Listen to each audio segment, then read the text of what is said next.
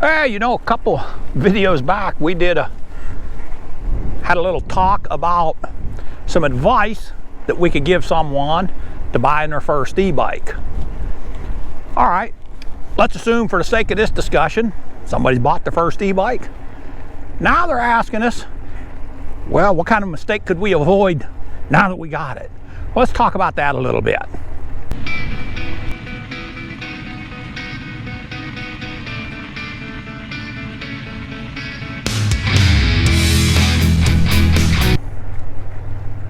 Well, hello again, Internet. Welcome back to the channel. Yeah. A few videos back, we talked about getting a e-bike and how to avoid some mistakes in buying one. But what about now that we've got the e-bike?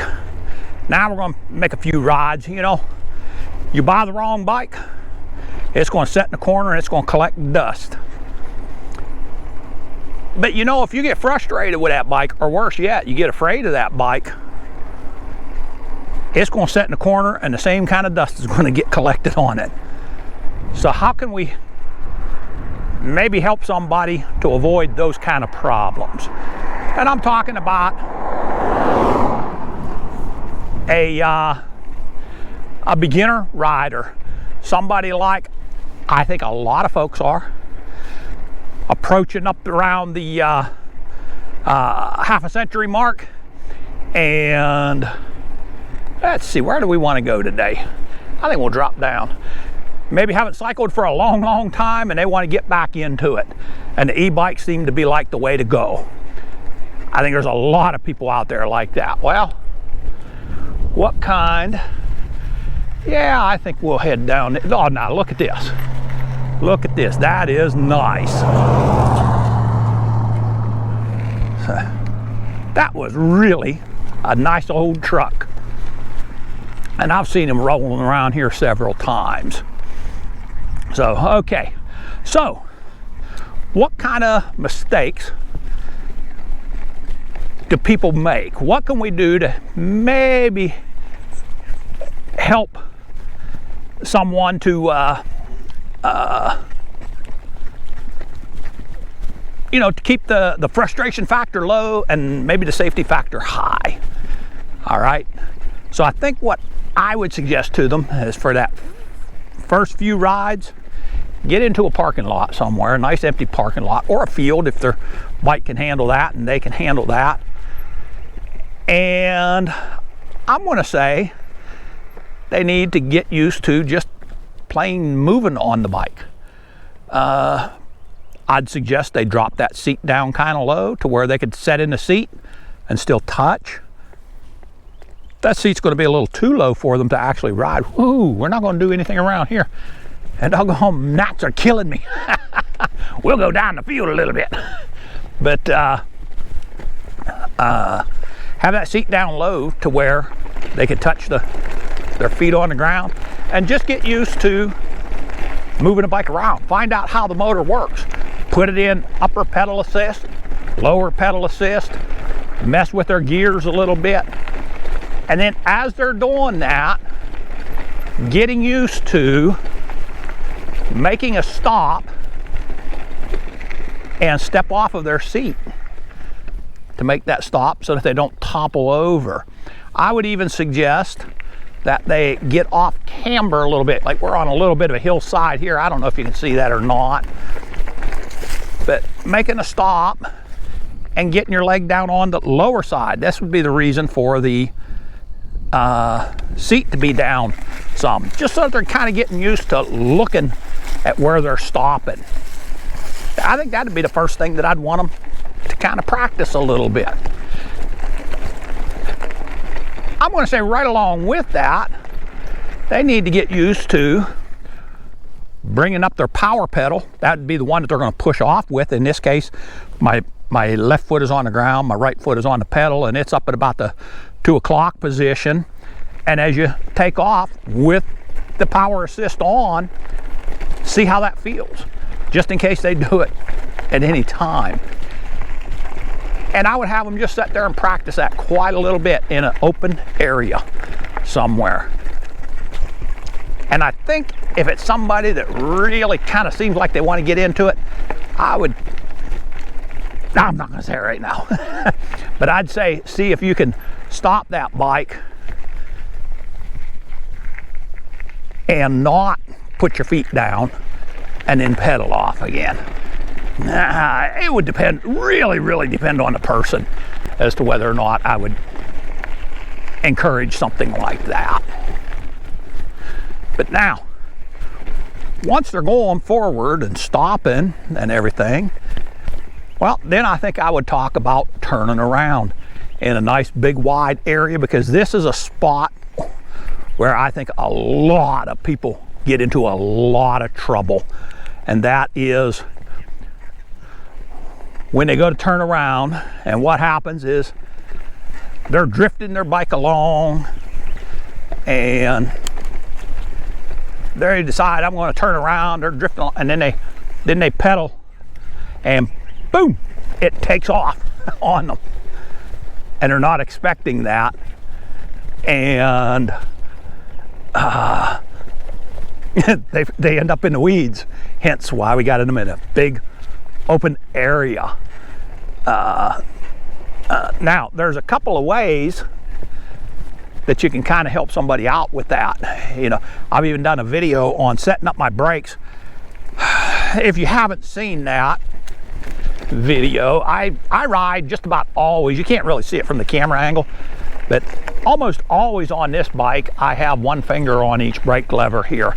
And I use that for cutoffs for the motor. Just about every e-bike has a brake cutoff. And so you can just cut that motor when you're coming around a bend like this. And, you know, I'm not dragging any brake. I'm just using enough to cut the motor so that I don't end up in the plants over there. All right, that is my preferred way to do that. Of course, there are other ways. You could come up here and not pedal through. I would suggest, if somebody wanted to use just their throttle for the turn, you know, I don't have anything that I can set my camera up, but I would suggest your outside foot, we're going to turn to the left up here, and I'm going to suggest that your right foot be the one that's going down.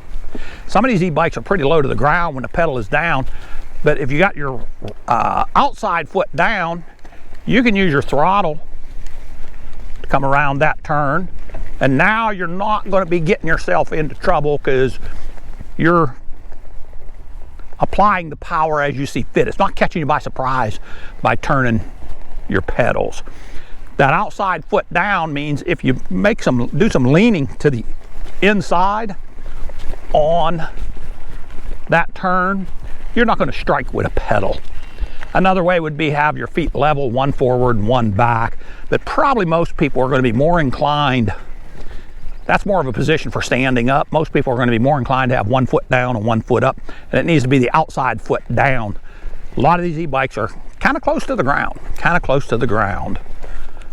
So that's the two ways that I would suggest, and each person would be a little bit different on that as far as which one I would suggest.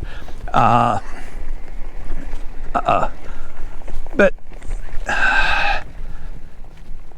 the other method would be to just cut everything down to zero, cut your pedal assist down to zero, and then go ahead and make your turn like you normally would, you know, on a regular bike. That's not necessarily my preferred way to do it. Oh, hit that bell, hit that bell. Remember, everybody hit the bell.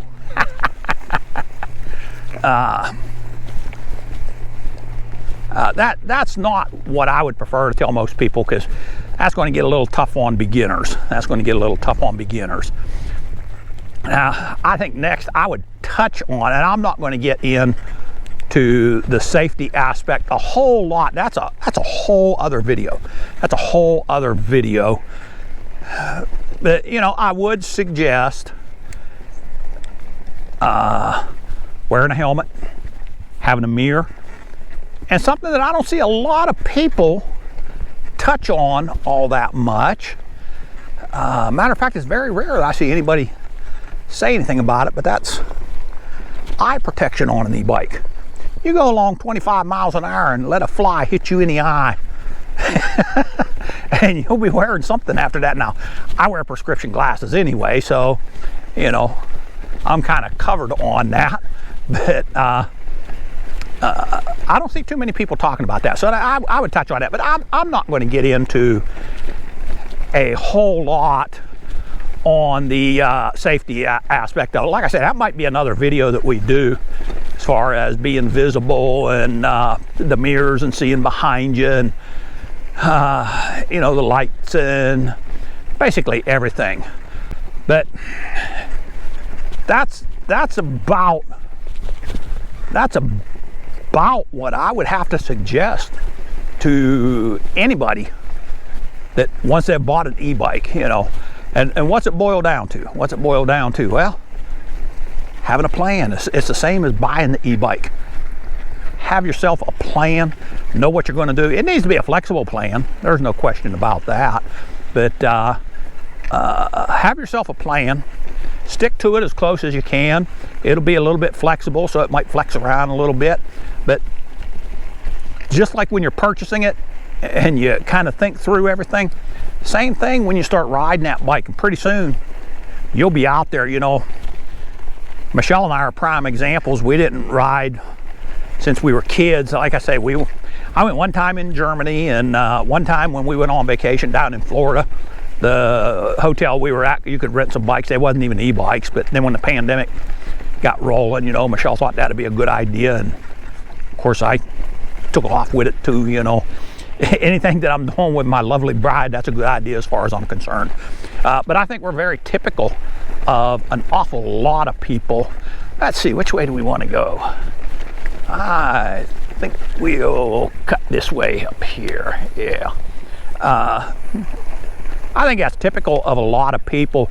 But you know, if you go into this with just a little bit of knowledge, keep you from getting so frustrated. Or worst case scenario, some people can get really afraid.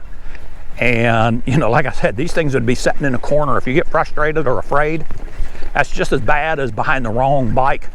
It's just going to go collect dust, and it's going to be the same dust as if you bought the wrong bike. It's still going to be dust, and it's going to be all over it. So, you know, if you see somebody, or you're talking to somebody, they just bought one, give them a few tips. Give them a few tips, because it is a little bit different. Even if they was cycling, it's a little bit different than it is to ride a regular bike, you know. So show them or tell them some of the mistakes that you've made. I made plenty of them. I could write a book on mistakes that I've made through my life, and things that I've done good. Well, I could write a book on that too, except for it'd only cover one side of a postage stamp.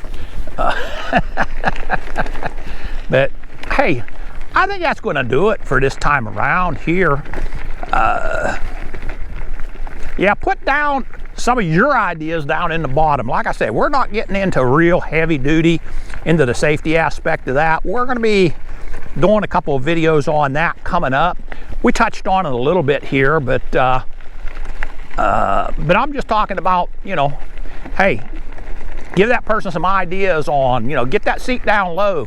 Get used to how that bike takes off. Get used to how it feels when you stop that bike. You know, they're not going to want to keep that seat down real low forever, because that's not good for your knees. I know Russ is right, has problems with his knees. He's not going to want them, you know, he's not going to want his seat down real low. That's going to tear them knees up. And I think that would do the same with anybody that does a lot of riding on it. But keep that seat down low until you get used to it. And actively get used to it.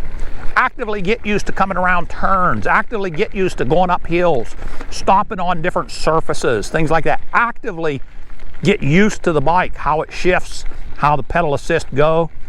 Then go out and enjoy that thing. We can get into some other things along the way, but get them out there where they're not frustrated and not afraid. Hey, that's going to do it for this time around, Internet. This Southern E-Biking telling you, you know, if you like these videos, make sure you hit that subscribe, hit that like button. That'll keep them coming out here, and we really enjoy doing them as well. But hey, until the next time, stay safe, God bless, and keep the wheels turning. Once again, we're out.